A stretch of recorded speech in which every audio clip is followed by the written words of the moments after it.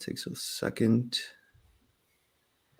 And all right, we are live, gentlemen. So thank you guys all for coming. We got two fantastic guests here from the baseball TikTok world. We got Daily Dose of Baseball and Hey Kami. So thank you guys for joining. It should be fun. We have kind of like a list of we have some talking points, but we also could just kind of go off the rails.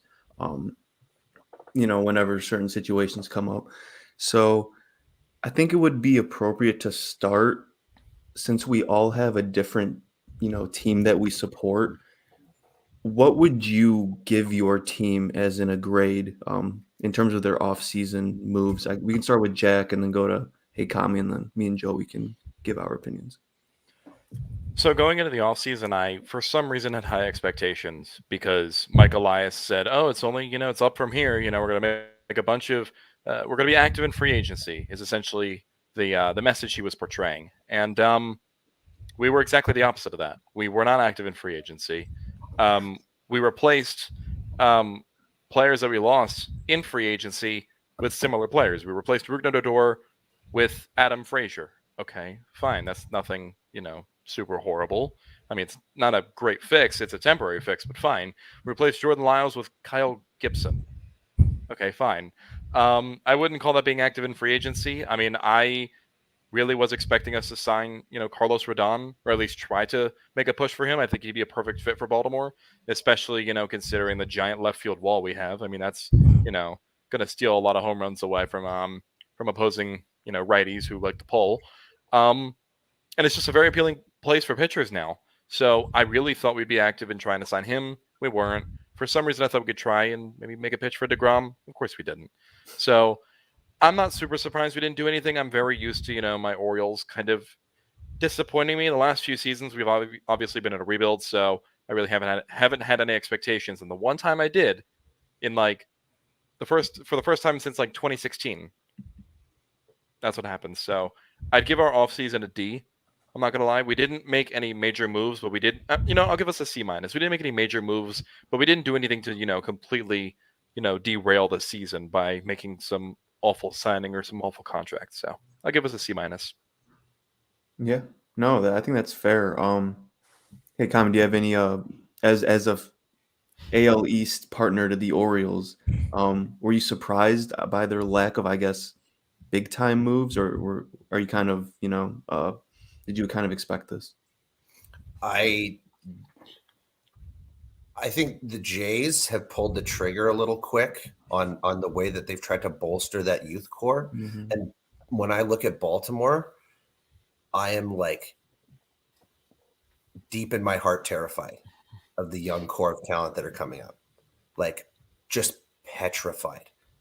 And these there's so much young talent on that team. And to not to get a little sense of what those guys are in the major leagues, where they are in your lineup, um, get that feel of them. The Jays did that, 2019, 2020, when Bo and Vladdy are getting their feet wet, right? And Jays started to make some of those free agent signings just to say, hey, we're a team that's making free agent signings. And I really have in the time period when they were happening, it was a statement to me as a fan. We're signing players. Well, trust me when I say signing players for big money sounds great until those players don't perform, and you realize that it was just fanfare. And allocating that money properly over the next few years, and Baltimore can be a juggernaut. So I don't think jumping the gun this year, and I don't think being a little bit timid on the gas pedal is a bad thing at all. Yeah, I have another question also. I mean, it's somewhat off topic, but I mean, how great do you think Gunnar Henderson can be? Oh my god, I'm so unbelievably excited for him. He's like what 20, 21 now, Hmm. and he had an excellent cup of coffee with the Orioles. If he can find a place on the infield, because that's one major concern, or not major, but slight concern that we had last season is that we tried him out at second base and he essentially sold a game to the Blue Jays. I'm pretty sure he made like 2 errors and basically cost us the game. So second base, it's probably not going to work out there, but his bat is almost, it's very special. I mean, the numbers he put up in the minors before he came up this season was unbelievable. I mean, you just don't see that kind of stuff from a kid that age. You just don't see it. So, I'm really, really excited for him. I think he's going to have a massive year this year, or maybe a solid year this year, and then a massive year next year. But yeah, once he finds a spot on the infield, maybe third base if we trade Ramon Arias. But yeah, I'm super excited for him. I'm over the moon. I can't wait. Yeah, there's nothing I love more than just a sweet lefty swing like he has. So, I'm personally a stan. It's like they figured out to get lefty prospects when the shift goes away, right? And God, you guys have guys swinging from the left side coming up, and with Adley already there, right, doing it from both sides. Grayson, I'm excited to see what he's going to do this year, man. I'm not excited, actually. Kind of terrified to see what he's going to do this year, right? He's going to be filthy. It's a good looking ball club. Adley has been so great with this pitching staff, and he's only been up in the majors for like 113 games or so, give or take. Not even 120 games. And I definitely attribute a lot of the success to the pitching staff, not only to the left field wall, because a lot of it has to go to the left field wall, but to Adley Rutschman being able to being so great at communicating with the entire pitching staff. And he basically, and I heard a lot of comments from inside the clubhouse that he handled that pitching staff like he was like a seasoned veteran. Like, that just doesn't happen from a rookie. When was the last time you heard this kind of praise from a catcher? Buster Posey. Like when Buster Posey came up? Yeah, exactly. Exactly. When Posey came up, or I would say Yadier Molina, but he's not. I don't think he's there yet. No, but when it comes to that kind of praise, but I mean, he does the little things so great. When like high-fiving, the pitchers when they come off the mound. That's one thing I've absolutely loved him doing. Just telling him, hey, good job. Like that. You don't see that from other catchers. You just don't see it. So, I mean, he's going to be unbelievable this year. He had an incredible year last year, and I think he will be the best catcher in baseball going at the end of the 2023 season. I genuinely see it happening. Yeah, no, I actually am on the same boat with you. I was thinking a couple days ago about my catcher rankings prior to last year and how they've kind of shaken up, and I think Adley will be in my one spot by the end of the year. I mean, he's just only going to get better, and I'm so excited. That's why when the Orioles they were close to making the playoffs, kind of America was backing them. It was like, oh, this team was supposed to win 60 games. That's why I thought going into the offseason that they were going to make necessary moves, not because they don't have the talent coming up, because they absolutely do, but I guess to kind of expedite the process. And whether that's the right move or not, I think they could have maybe used a starting pitcher. Kyle Gibson, I watched a decent amount of his games last year, mainly because I would look for him when he's pitching and then bet against him, and it would usually work out. He's not an X factor, obviously, and he's just kind of someone you're fine with having, but he doesn't provide anything. Like the Orioles, if they went out and got someone like Eovaldi, who I just think is miles better than someone like Gibson or like Andrew Heaney or any one of those guys, just kind of on a different tier than Gibson, I could understand them being a little cautious and be like, we got a solid starter. We'll let the hitters come up and do their thing. But yeah, I was a little disappointed as well seeing the moves they made. Yeah, I think that honestly, Eovaldi and Heaney, I think those two options were extremely realistic. I don't know why we didn't pursue them. Or if we did, I don't know why we didn't just say, here's 2 years and $30 million. That's not that big of a contract commitment, considering that we don't have any long-term contracts set in stone right now. We literally don't have a single one. Mm-hmm. So unless I'm, horribly mistaken, I don't think I am, other than, the Chris Davis contract. That's still a thing. Ew. Anyway, but no, I don't understand why we can't just open the checkbook a little bit. Our biggest contract was $10 million. That's it. Yeah. I don't get it. Eovaldi would have been like the price points that you mentioned for these players, Heaney and even like a Ross Stripling, these guys going for 12, 10, 12 range. Like that would have been a nice gesture, that's agree. not, and that doesn't, extend you overly in any way. So no, I agree with that. Right. Right. Our payroll was like under $100 million. So we could have easily afforded that. And it's not like and I know the old regime is out and the new one is in, but, and maybe, I don't know. I'm not exactly sure if Mike Elias knows, quite frankly, how to sign a free agent to a long-term deal. And I'm being dead serious because he was in the Astros organization, and they didn't make that many big signings. The Astros did, and they traded and they and brought up players. They didn't make any huge, additions to their roster from outside the organization. So maybe he just doesn't know how to do it. I don't know. I really want us to make at least some sort of big move at the trade deadline or next season, because if we're over 500 this season and we're pushing for a wild card spot, even if we make a wild card spot, we need to make a big addition next free agency. And if we won't, I'll actually be disappointed. Yeah, I would agree with that. We can move over to Hey Kami and your Blue Jays, who made some moves and got a player I love to watch in Dalton Varsho. So what are your thoughts on that move and overall the whole offseason for the Blue Jays? Yeah, my opinion on the off season is it's kind of like a bridging of the last two off seasons. And to me, we were in a place, I don't know. I was on a podcast today. I was on the Walk Off podcast, and I just vented frustrations because I feel like the Jays went from a team September of 21. We came up a game short of the playoffs, right? 91 wins. That team was a 200 plus run differential team. Mm-hmm. No general managers are out there. They don't give a shit what the win losses are. If you're 200 plus run differential and you're the second youngest team in baseball and you're $100 million shy of the luxury tax, like that to me screams, if you're at 91 wins and with the expectation of 100, that run differential put an expectation of 162 on that team. We came up 9 wins short. I feel like that was a failure in management. Like Montoyo, you don't combine the rookie manager with the young team, right?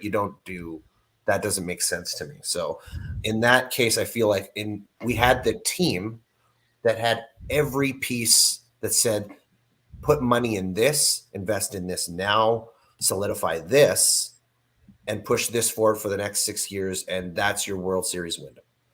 Instead, what they did was with the signings of Ryu, Springer, Barrios, Kikuchi, Gosman, all of those big, massive signings, that's $115 million a season.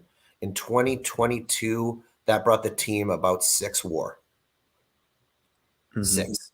All of your big money expenditures, like Gosman and Springer brought you 7, but Ryu, Kikuchi, Barrios brought you -4, right? And that's the bolstering of the team.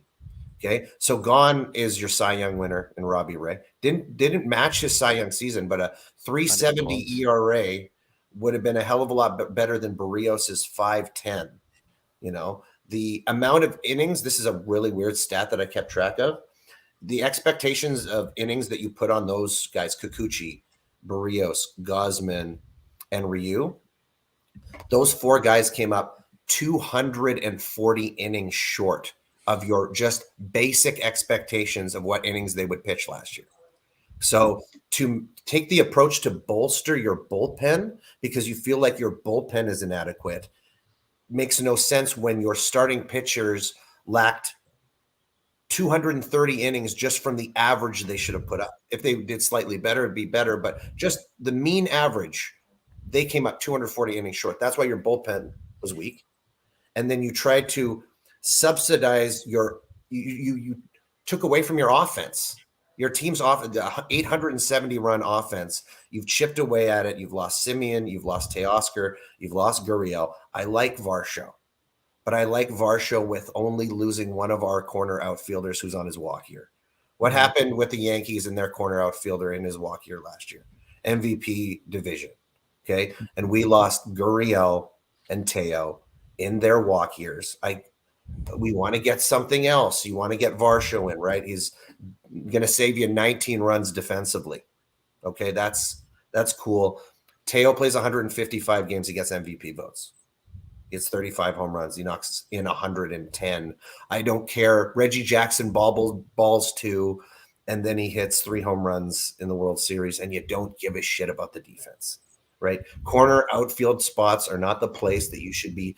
Hey, we made a huge jump in our corner outfield defense, especially when you bring the outfield fence in 20 feet.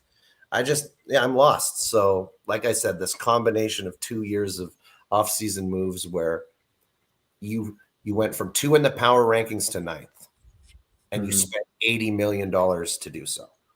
So my grade is not very high. I'll give it a D. Yeah, it makes you think, especially with the stats about the starting pitching innings, what would have happened if someone like Alek Manoah didn't come up and performed how he did?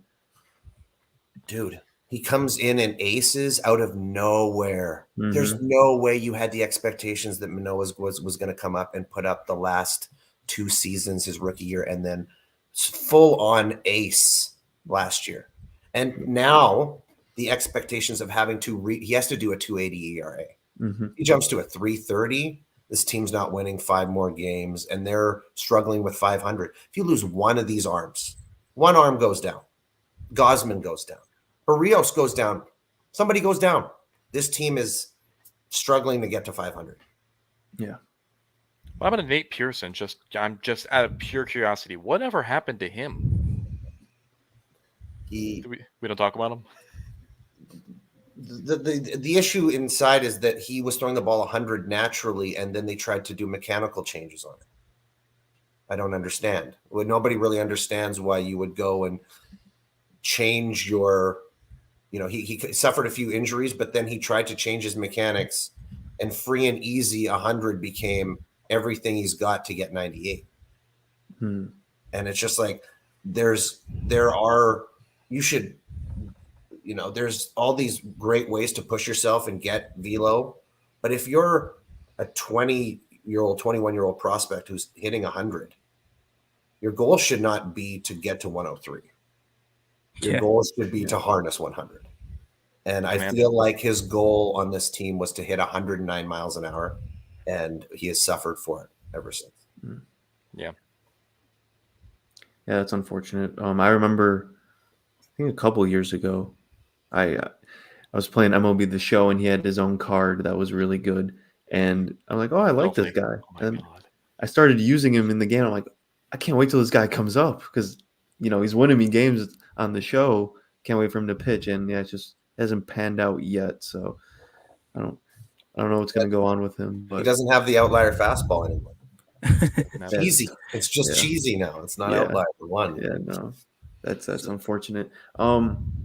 Yeah, so I guess that makes you a little more comfortable, Jack, of a Blue Jays fan, not really pleased with his offseason. Maybe if all things go well, you guys will be closer in the standings than people think. That's more of a compliment to me than anything, honestly. It's more of a compliment to my Orioles because, we've done nothing, but at the same time, just thinking about it while hearing Kami speak, it's like there's a solid chance that by doing nothing and just letting our players, develop naturally, the bullpen, we have another full year of them. Brian Baker is supposed to be really, really good this season because he was absolutely filthy last season. Just, the ERA didn't look filthy. And maybe it's not such a bad thing that we did make a whole lot of changes. But I don't know. The Blue Jays outfield defense is going to be disgusting. Oh my God. Nothing is going to get over their heads. You have Kiermaier in center. You have Springer in right. He's going to be a much better defender in right field because he was a solid defender in center, which means that if you're a solid defender in center, you're going to be an excellent corner outfielder. That's how I look at it. And then Varsho in left, which, he should be in right, but that's where it was naturally good. But either way, you could put Varsho in center and in right, and he'll play platinum glove defense in both spots. That's just unbelievable. So while they did take a massive hit offensively, I honestly think, and I said this in a live stream yesterday that I did with White Rose Baseball. Shout out White Rose Baseball. I said that the runs that, and we were talking about Mike Schmidt and Brooks Robinson for some odd reason. I don't know how we got on this topic of conversation. The runs that you're sacrificing offensively, you may make up on defense. That's, I think, the best way to look at it. So they are losing on the offensive side of the game, but on the defensive side of the game, they are improving in a massive way. And hopefully, this ages well. if we're a Blue Jays fan, hopefully it ages poorly for an Orioles fan like me. So So I'm going to pitch you the defense versus the offense. Okay. Mhm. The 2021 Blue Jays, between Yeah. the 4 outfielders, their average slugging percentage, 470. Okay. This year, between our starting 3 outfielders, 400. How many balls are you going to catch to cover the balls that we should have hit over the fence? We're talking about balls dropping in for base hits. We're talking about balls dropping in on the field. I'm talking about balls that go over the wall and 100% of the time count for points. Okay, so It's true. it's like they may catch a few more balls, but then Kevin Kiermaier has played 62% of the games that he's supposed to play for the last since 2017, and as a Jay, Springer's played 65% of his games. So we need a 4th outfielder, which we don't have. So I really hope that Jurickson Profar possibly. Dude, I wanted him 2 months ago. I was like, get your X and give me a switch hitter. Give me a guy who's with that utility ability. Dude, that 3.5 WAR, 3+ WAR last year, I think. Yeah, like Baseball 3.5, player. 3.6. Yeah. Baseball player. I'm surprised that that's a much more sought after piece than I think he's given credit for. I want him. Who would you call the 4th outfielder now? Would that be Whit Merrifield or? Which is weird because they call him our starting second baseman. So what happened to Santiago Espinal? Evan Biggio. They're low on Espinal now. Really? Yeah, the team internally, Varsho, I think Vladdy has said that they've called Whit the second baseman. So that's just among the players. I'm not saying that the lineup fills out that way, but I think they want Whit at second base, which is, don't get me wrong, I like Whit Merrifield. I really liked 2018 Whit Merrifield. Yeah. But we'll see how that goes.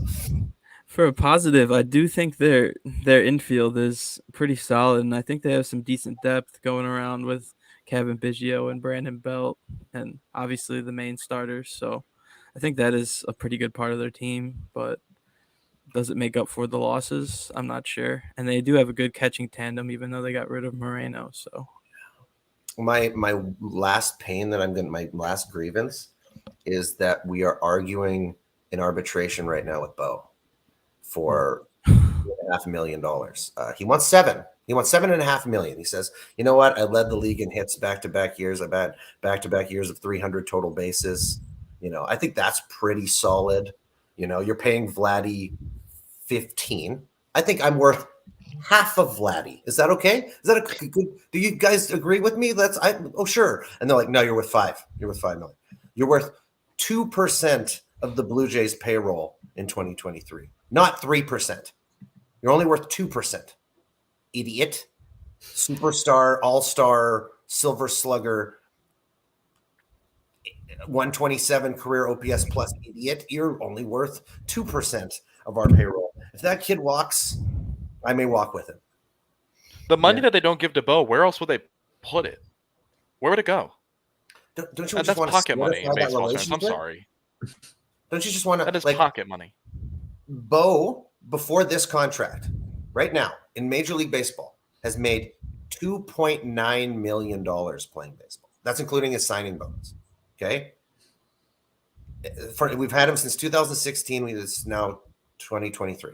We've paid him $2.9 million. Can't you just why? I don't get it. Do we need another 34-year-old to pay $25 million to? And we lost Anthopoulos, like the 4D chess master who was a Canadian. He was a Canadian general manager who had signed Vladdy. Let's not forget that. In 2015, he went down to the Dominican and said, come up to Canada, play for the Blue Jays. It's your namesake. You're a Canadian. Gets that signing. 2 months later, he runs into Shapiro in the alleyway in the front office, and he's like, "How could you trade away all of our prospects and make a run at the postseason? How could you do that, man? Don't you know I was going to come in and be the GM?" And then that fight led to Anthopoulos walking away. goes and pulls the contracts of the century in Atlanta. And don't tell me that he wouldn't have brought some of those players to Toronto. Don't tell me he wouldn't have Bo signed. Don't tell me he wouldn't have Vladdy signed. You know, this to me, that was the multiverse split off is 2015. And if we would have kept him, and no, we went with the guy who is the joke of Moneyball. Let's not forget Shapiro's the joke in Moneyball, right? That's the guy that Billy Beane takes for in that movie. And we went for him. And he's never won a postseason game as a general manager in 20 years of being a GM. But a Canadian has a World Series. You got to think Alex Anthopoulos is now, at least in my opinion, he is the best general manager in baseball by a significant margin. I mean, it's either him or, GM, because Steve Cohen's the owner. So that's not Steve Cohen. But yeah, I'd have to put him as easily the best for the stuff that he's been pulling in Atlanta. I mean, people are getting, I've seen so many people get mad over the last few seasons from just the Atlanta Braves players signing such team-friendly contracts. It's like, I don't get why they're so upset with it. It's like, shouldn't you be happy that a player is making millions of dollars first and foremost? Like, And he could have made like, $15 million more. He's making 20. Acuna's making $20 million for the next 5 seasons. Not being boned in arbitration. Yeah, right? exactly. Not dealing with that shit. He's got generational money as a 20-year-old. You know, I've been told, no, these guys, they want to wait. They want to hit free agency. I don't know if they do. You look at Atlanta, and they like the idea of being paid a really good chunk of change, and then those team options come. You know, you get the guy for 6, and then he gives you 2 team options. And they've signed their entire young core to team-friendly contracts, and they're going to have money to spare, which is wild to say. And their farm system pulls prospects out of their you-know-what, somehow, some way, even though they're not ranked within the top 10. I don't get it. I don't know how they do it. It's devil magic. It has to be. Yeah, it has to be. I mean, if you think about it, you're saving them the headache of arbitration in exchange for generational wealth, and you're buying, I don't know, 2 to 3 free agent years. I feel like it's a win-win for both sides if you really consider it. Even though the Ozzy Albies contract was a little crazy. Why he would have? 7 years, was it 7 years, $35 million? Something crazy like that, yeah. And that is unbelievably They're all crazy, dude. Good money. Austin Riley's 200, dude. How much he left? $100 million on the table. Like these guys, absolutely. But it's guaranteed at their second year of being a Major League Baseball player. It's guaranteed, and there's something to that. There's such a bargaining chip in paying out that rookie contract and saying, "Hey, Spencer Strider just struck out 200 guys. You're a beast. Let's go for that." Let's and the understanding of baseball, knowing that 20 to 30 is what you should put your money on, as opposed to 30 to 40. Right. And Anthopoulos is like, fine. He's like, Dansby, see you later. Go ahead. You know, you're 30. Somebody's going to pay you for 10 years. But that's a great contract, honestly, for the Cubs. I think that's an awesome deal. But his understanding is grab them young, pay them a little more on arbitration. The AAV comes way up than what they should make. And then they're friendly to sign till they're 31, 32. And that's when you want to get rid of them, kind of. That's when the deterioration kicks in. So just devil magic is right, Jack. Devil magic. It is quite literally stuff that I have never, ever, ever seen happen in any professional sport. Like, those players, either they must be influenced somehow, or they absolutely love playing in Atlanta. I think it's the second half. I mean, who wouldn't want to be an Atlanta Brave right now? Genuinely being serious here. Your entire starting infield is signed to long-term extensions. Matt Olson, Ozzy Albies. I mean, I would say Dansby Swanson, but now you have Vaughn Grissom at short, and Austin Riley. You just lost. Everyone just lost. The Austin Riley, Matt Olson, and Murphy deals. The way that they get the player in the door and they sign the contract instantly. It tells you that as soon as they get into that clubhouse, and as soon as they get a taste of the environment that is the Atlanta Braves organization, they want it. They want it. And it's wild, man. It's really impressive. There's something to be said. I mean, put yourself in the position of a player. You walk in and the GM's like, we signed all your teammates. You know how good they are. You can join them and be with us Like if they show that level of commitment and you know how good your team is already and you know they're going to be there for a while, of course you're going to take a little bit of a pay cut instead of bickering over $5 to $10 million. Most players would be like, you know what, it's not worth the headache. I'll go somewhere else. Where in Atlanta, it's like we just won 95 to 100 games. We have all these guys again for the next 5 years. Do you want to stay here? I don't know how you can say no to that. And these guys are getting better. Yeah. Man, Yeah. It's really they're a scary team for the foreseeable future, and for all we know, Vaughn Grissom's gonna put up a 160 WRC plus next year and just be signed to an 8-year, $40 million deal. So I'm just excited for that. But we can move on over to Joey, who Chicago White Sox had a little bit of an interesting offseason. I guess in terms of the moves they made, how would you grade it?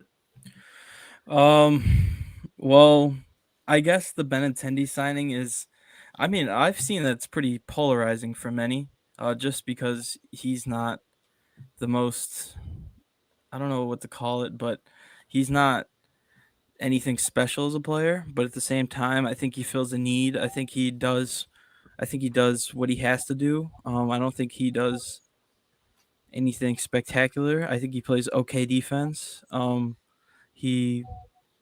Sorry, I lost my train of thought, but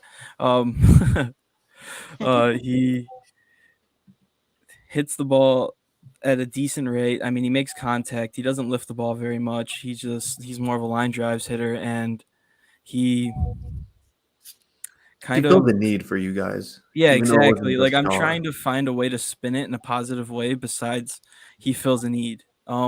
He's the He's most the largest unoffensive contract. signing I've seen this entire offseason.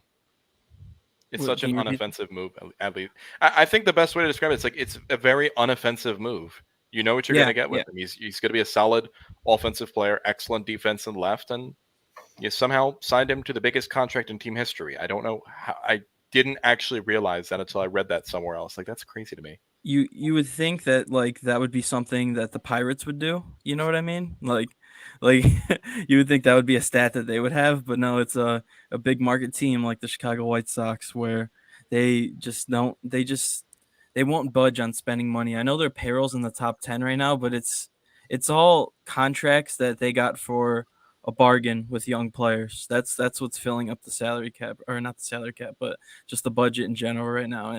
And our owner, Jerry Reinsdorf, just doesn't really seem to want to budge on it consistently. I mean, they flirted with Manny Machado for a little bit.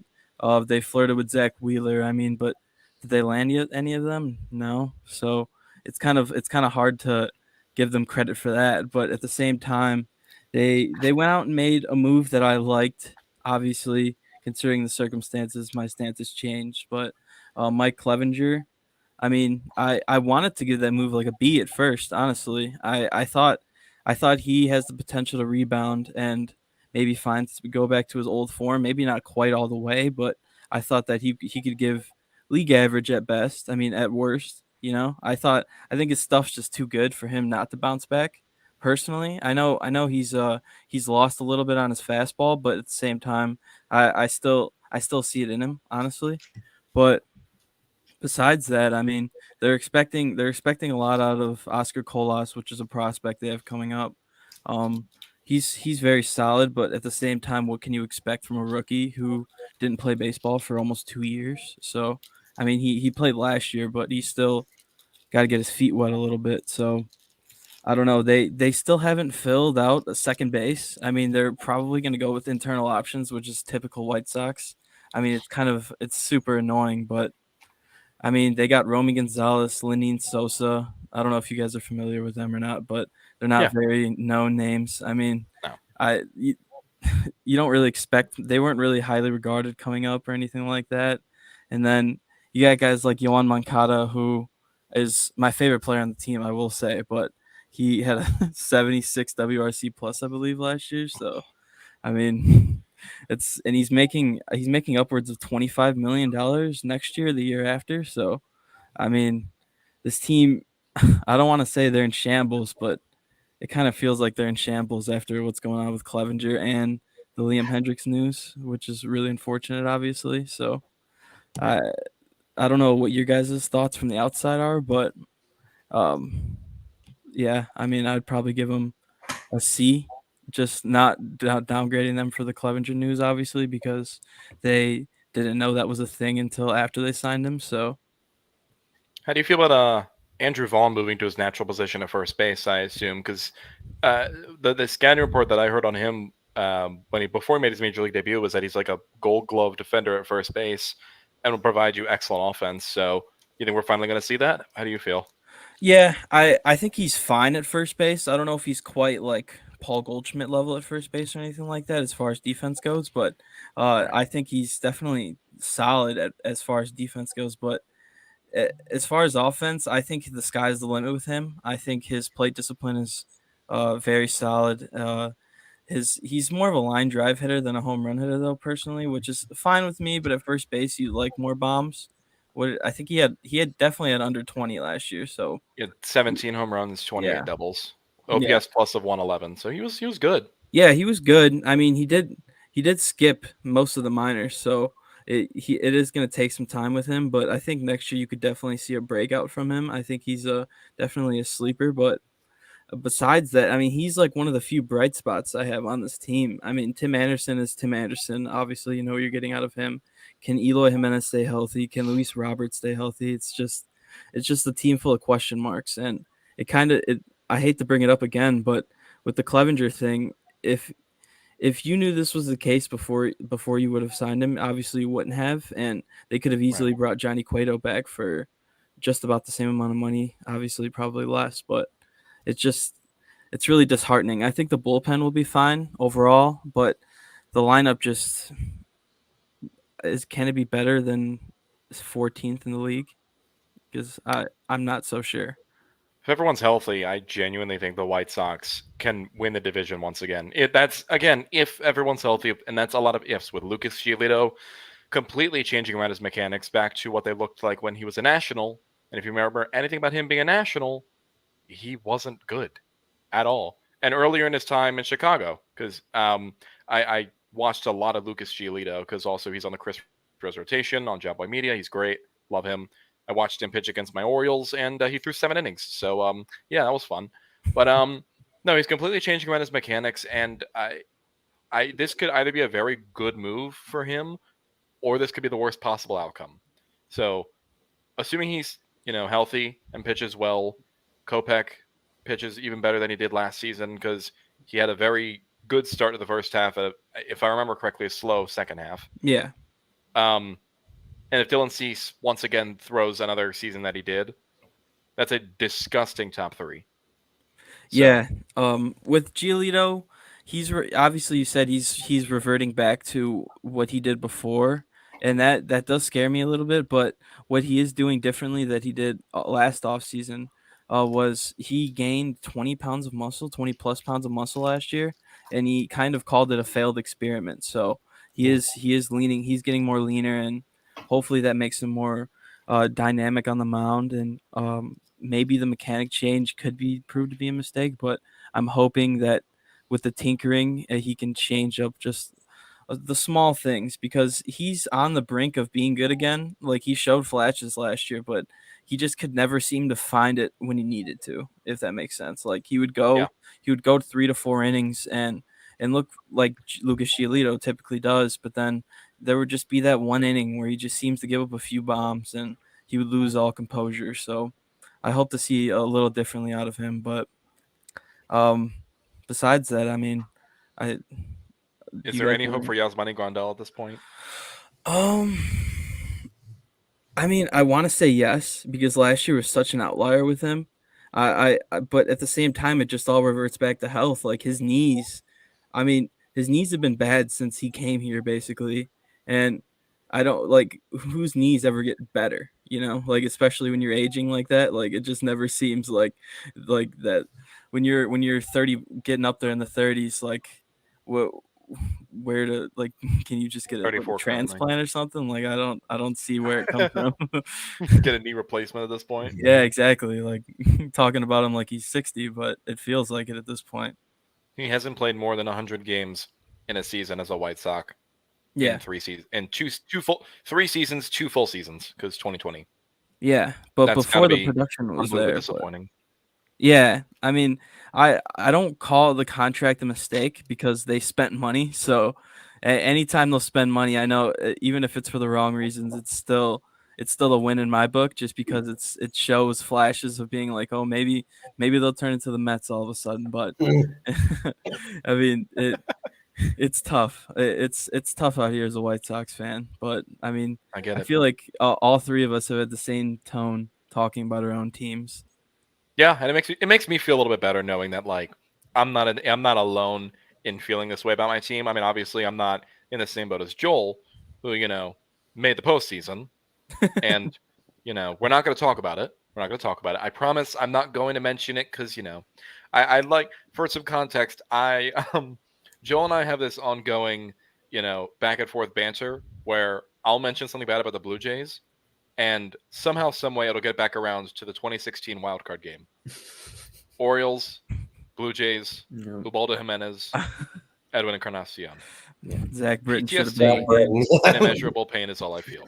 But no, so I do think the Blue Jays, they have every reason not to win the division again. On paper, they shouldn't, because or they should rather, because the Yankees.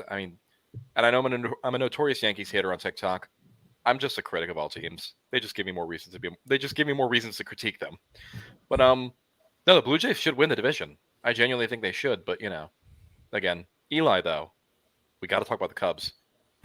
Yeah. I have a We have feeling to. it's going to be a little more positive. Yeah. a little bit. Hearing your guys' tones, it makes me feel kind of bad. I'm You're feeling bad for us. I don't know. It's just I'm over here. I'm happy. I'm happy with the moves. It's because you got the light at the end of the tunnel. Yeah, there's reasons I like moves and things we can get into, but just starting off right off the bat, when the offseason started, I wanted one of the shortstops. Honestly, Dansby was last on my list, and he was probably last on everybody's list. But seeing the money the other people got, and then seeing the issues with Correa, and then seeing the value we got from Dansby, I'm fine with it. When it comes to Dansby Swanson, a lot of people, it's like two sides. It's like, you got Dansby Swanson, he's going to play like he did in the first half of last year. And then you got the other side. It's like, Dansby Swanson's a below average hitter. You overpaid.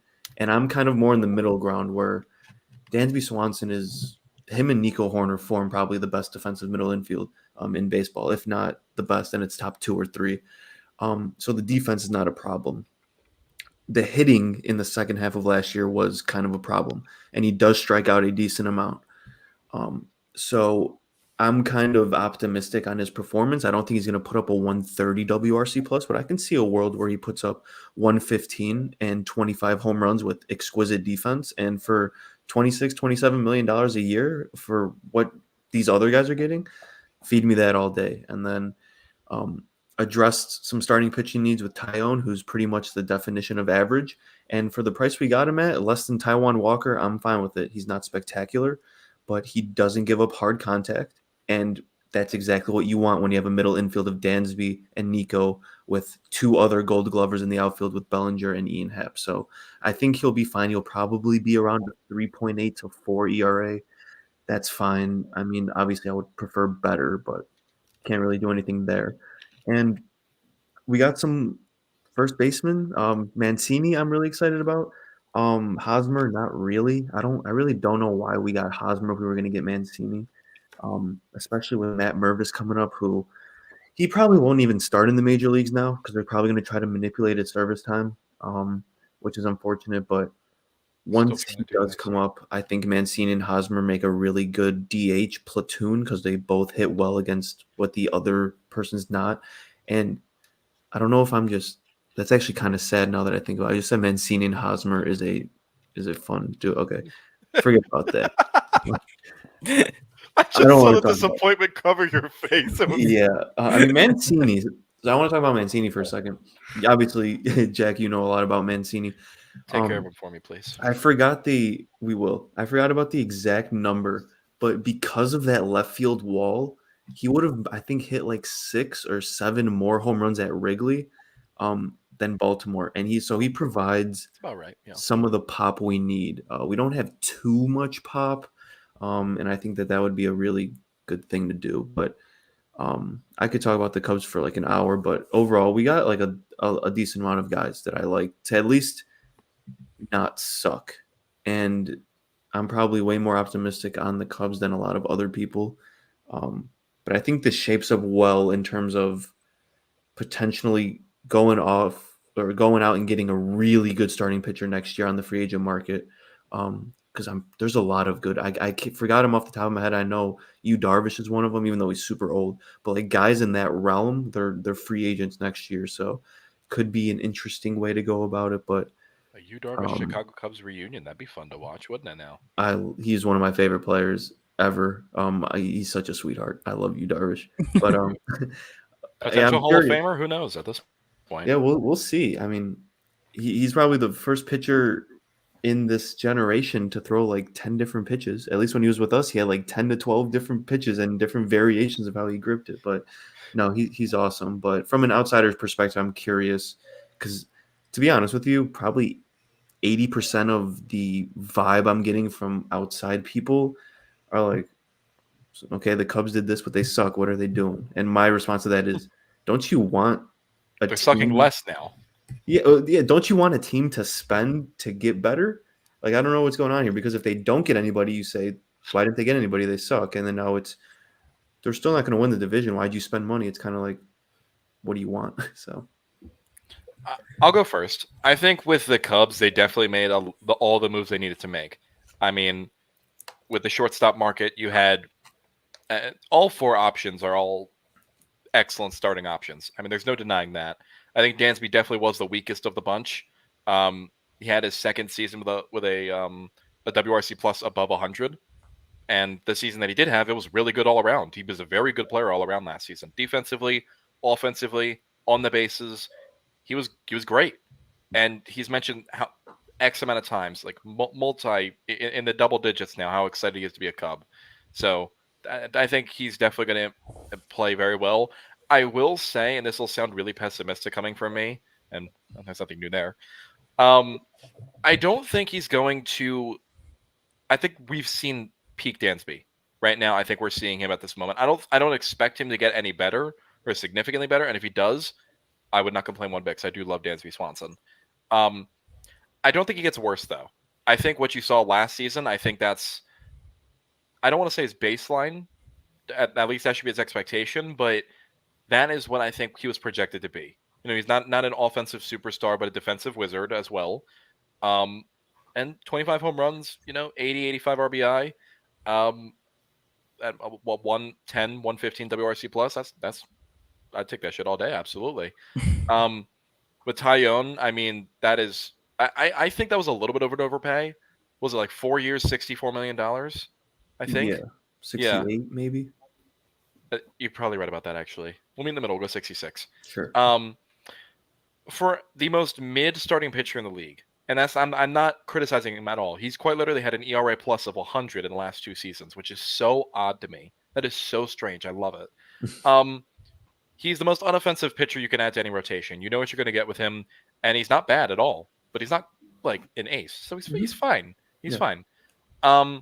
With Mancini and Hosmer, it's not the strongest 1-2 punch, but this is barring a Hosmer bounce back, if we can call it that. Because, I mean, he hasn't been great the last couple of seasons. I mean, he started off really hot in San Diego, actually, which I found really, really odd. At the start of the season, he was really, really He was good. the best hitter on the planet. Yeah, exactly. He was, and people forget that. But yeah, I think he'll be really solid. I think he and Mancini will pair well together. I think Mancini's going to have a resurgence offensively. I'd say he hits like 25 home runs on it. I genuinely feel that he'll hit 25 because he got screwed. He and Mountcastle got screwed hard last season when they played at home. Oh my God. Yeah. I can't tell you how many compilations I saw on Twitter of Mountcastle hitting balls off the top of the left field wall. It hurt my soul so badly. But at the same time, I'm like, okay, you know what? At least other players on other teams are doing the exact same thing, so I don't care that much. Yeah. But no, I think the Cubs made all the right moves, honestly. I don't think that they made enough moves to be considered divisional contenders. Mhm. I will say. I think, and the the unfortunate part is that if they're not winning it seems like with the NL Central, if you're not winning the division, you're not making the playoffs. Yeah. Because the NL Central is unfortunately the weakest division in baseball by a significant margin, I think. It's either that or the AL Central. I think no, it's the The AL Central. Centrals. The Centrals are just they should be thrown The out. Centrals are so unfortunately bad. Yeah. I don't know why it is. I don't get it. But I think Well, that the the Cubs made all the schedules though this year. Yeah. Yes, everyone's playing everyone. That's going to be interesting. So we will see a World Series matchup of some sort. The AL Central winner is going to have 82 wins. So Oh, wouldn't that be interesting? But no, Yeah. I think the Cubs made all the right moves. I mean, I give it a honestly, I give it a B. That would be my off-season grade for him. What do you think, Joel? Yeah, like for the case of the Cubs, like with Baltimore, when you have that big hunk of prospects coming up that you can take your time on, Cubs were more in a situation where they have some good players, but they can make stabs on veteran presence to go for it a little quicker. And Dansby's contract is 6 or 7. 7. I don't It's know why just- I'm blanking now. It's just the perfect length. It's honestly, I believe he's going to put up what Boston fans would have expected out of Trevor Story, you know. And Trevor Story comes out and he's a little can't really hit the way he did in Coors Field in Boston. Now he's arm issues, but like you look at Dansby, Dansby's kind of a rock, and I feel like he'll be legit. It's a really, really good signing. It really, really is. And yeah, I feel like the Cubs could be sneaky contenders all season long and surprise a lot of people with where they end up. They could be a 500 team. They could be a little bit under, or they could be sitting at 87 wins and shocking people at the end of the year. So I think they made all the right moves, and moves like Bellinger.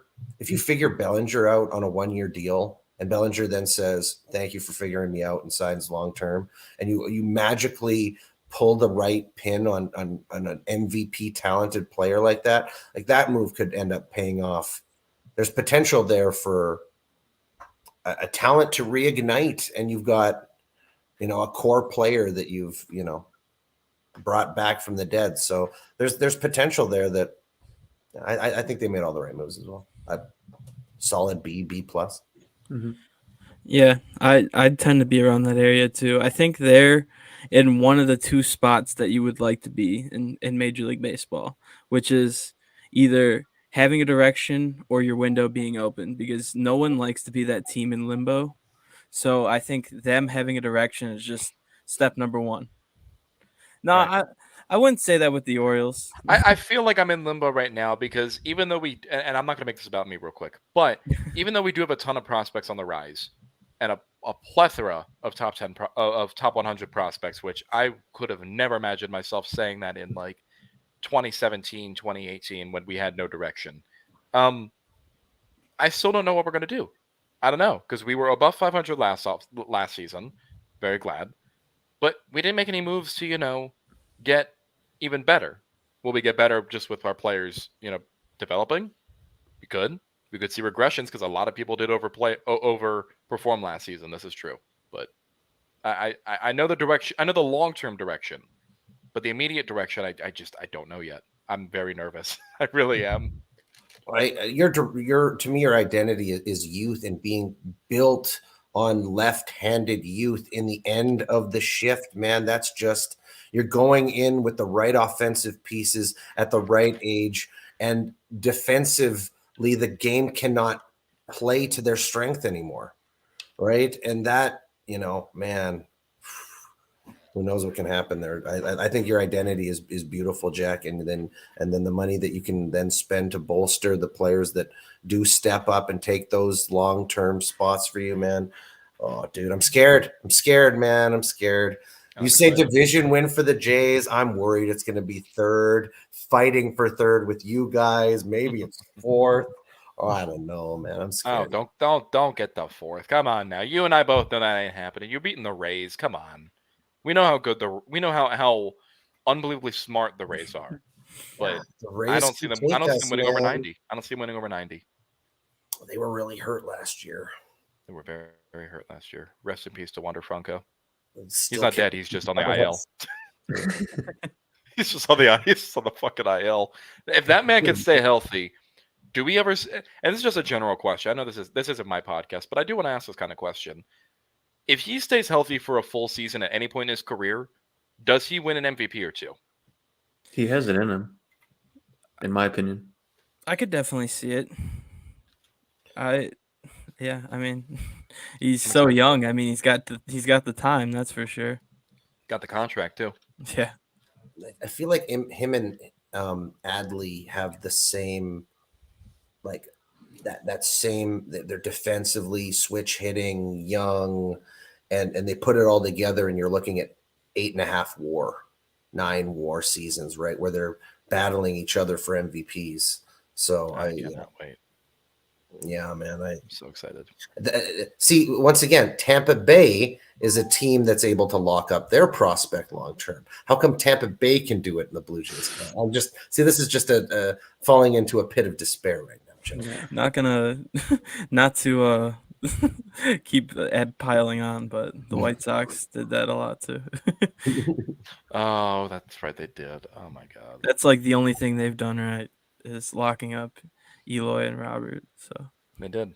They did. I want Robert to stay healthy so bad because I love watching him play. I really do. He is so special. He and Byron Buxton, I feel like, could be on the same track if both stay healthy, and I genuinely mean that because Buxton's a freak of nature. He's a literal freak of nature, and Robert is a more refined freak of nature, in my opinion.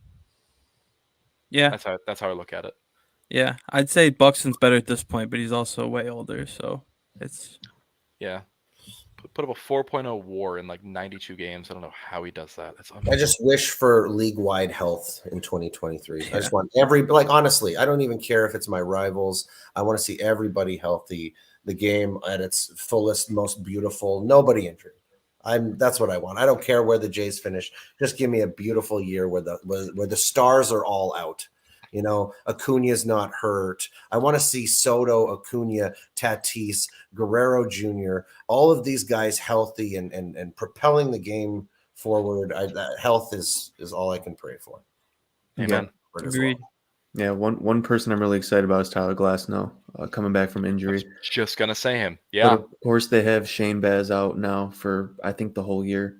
But the Rays rotation, if Baz was healthy, they just locked up Springs and they have Rasmussen as well, who most I guess casual baseball fans have no idea who those two guys are.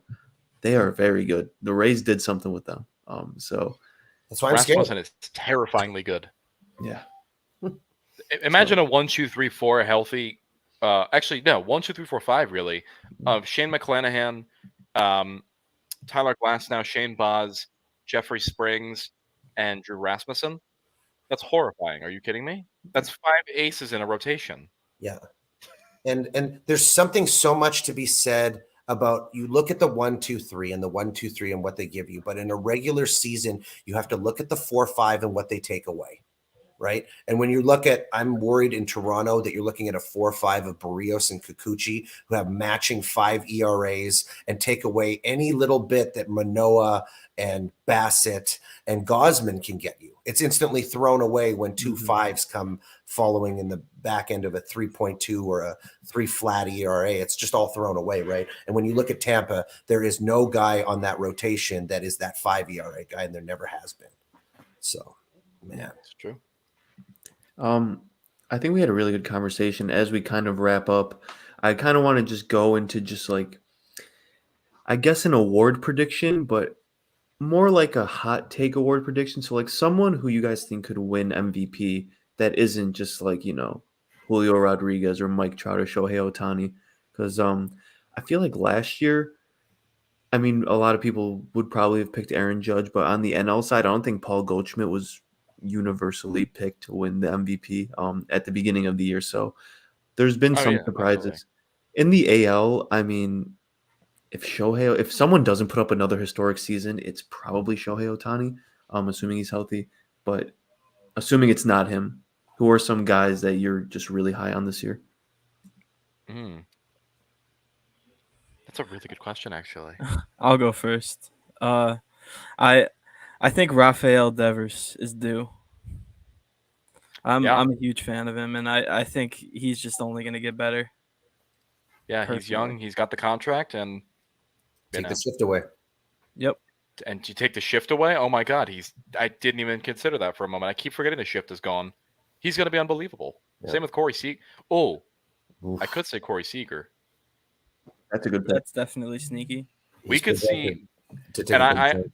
I say this without in a non-joking way. He could honestly put up one of the best offensive shortstop seasons we could ever see, Mm-hmm. with him being healthy, and his batted ball data was good last season. It's just the shift exists. He was putting the ball over the wall, and he was playing solid-ish defense, not Gold Glove-esque, but you know how I feel about the Gold Glove. It's not whatever. Either way, but yeah, I guess my pick is Corey Seager. I'll go with him. I'd love to see him bounce back in the AL. That's my pick. Are we doing NL as well? Yeah, we can go AL first, so you have time to think about your NL. For me, and I think Joel, you're going to be pretty happy about this. I love Bo Bichette this year. I might make Bo Bichette my actually official non-Otani AL MVP this year. I feel like he's going to go out there with something to prove, and we saw last year. I think it was it in August or September? This is that 1 week. It's September. He put the team. I don't know how you put a baseball team on your back as one person. He did it, and there's peaks and valleys with Bo, but I think he's becoming more refined and more mature, and there's no reason to expect regression. I think he's only going to get better, and I love his bat to ball skills, so I'm all in on him. Yeah, I was going to go the combo of Adley and Bo. Mm-hmm. Bo because Adley just because of he plays close to 100 and if he plays 145 games this year, takes a little bit of a step more offensively. Yeah, you're looking at a 6.5 WAR, just like cruising to that. Yeah. And then Bo, like you said, something to prove. They brought the fence in where Bo loves to hit that ball. They brought the fence in 15 feet in the right power alley, and Bo is fierce to that part of the field. If the ball becomes the ball that you saw, like if league OPS goes from 705, like we were in a dead ball year last year. If we go from 705 to league OPS being in the 740 area, and he's putting up his 127-ish OPS plus, his defense sure's up. Yeah, man, he's my MVP vote as well. He's got something to prove. He's angry, and you're going to pay him $5 million. He's going to go up there. Like just on the dimensional change, you're looking at him hitting 35. And that's putting him pretty damn close if the defense sure's up. So yeah, I like that pick.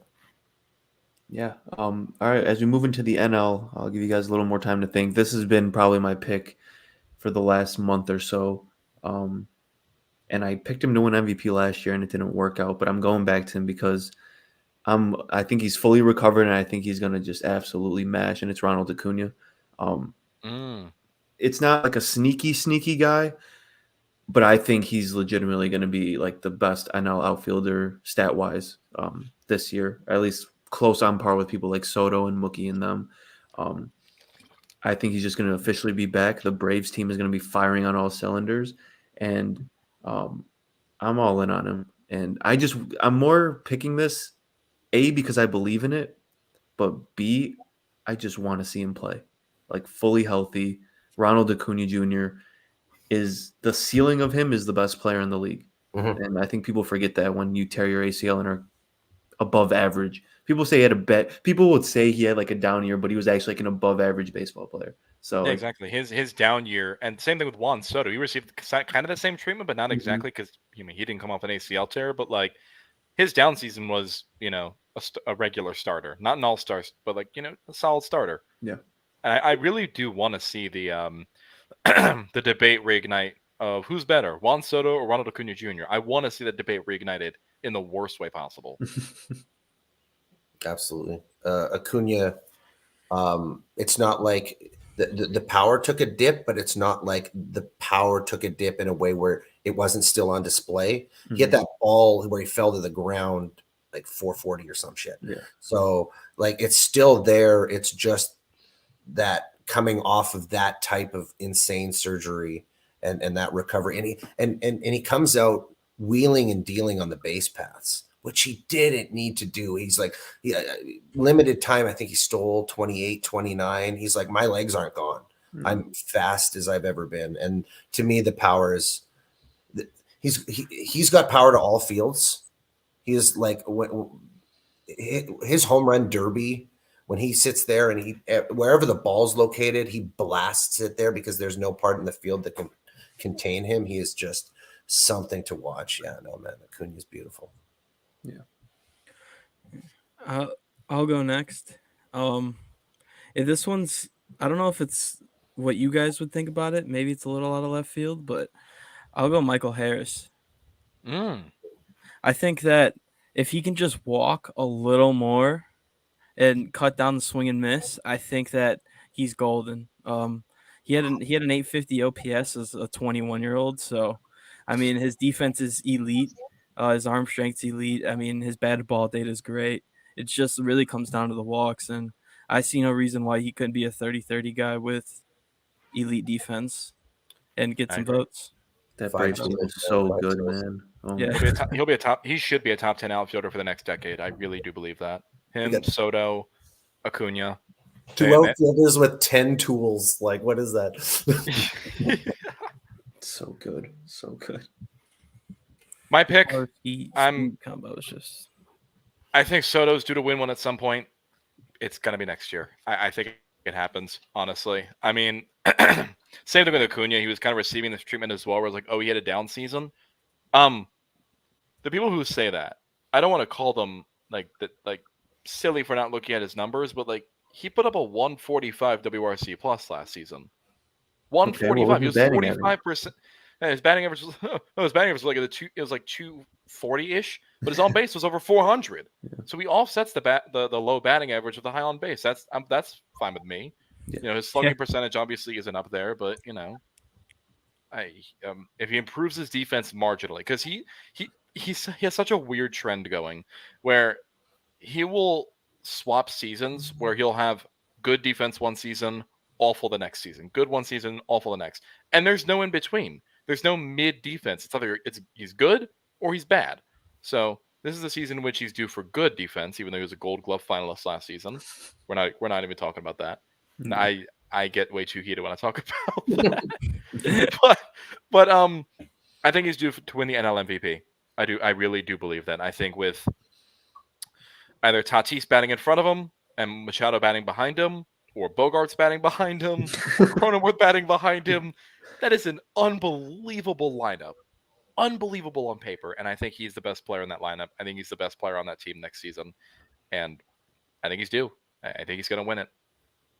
Just add to that Hall of Fame resume. He's going to be the best young player baseball may ever see since we'll ever see since Barry Bonds was in the league. He's putting up those kinds of on-base numbers.